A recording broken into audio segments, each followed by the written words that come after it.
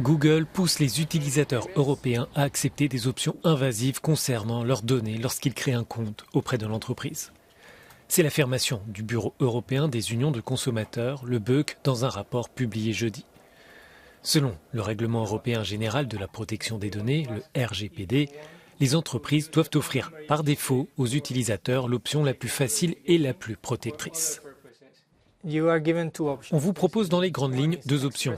L'une est une personnalisation express en une étape et l'autre est une personnalisation manuelle en 5 étapes. En tant que consommateur, normalement, ce que vous voulez, c'est la procédure la plus rapide possible. Vous voulez juste utiliser un certain produit ou un certain appareil.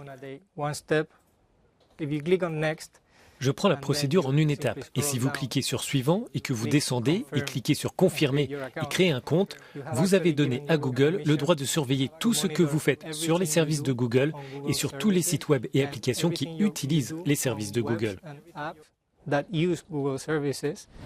10 organisations de défense des consommateurs ont déposé une plainte contre le géant américain. Elles soulignent que le langage employé par Google est incomplet, peu clair et trompeur. Enfin, les associations rappellent que l'objectif de l'entreprise est d'obtenir les données des citoyens pour permettre à la société de faire fructifier son activité.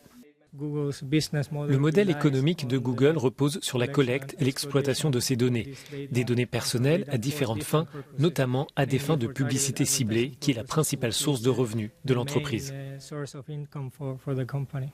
L'affaire est désormais entre les mains de l'autorité irlandaise des données, car le siège européen de Google est en Irlande. L'entreprise a déjà été condamnée à plusieurs reprises pour des affaires de protection de ses informations personnelles.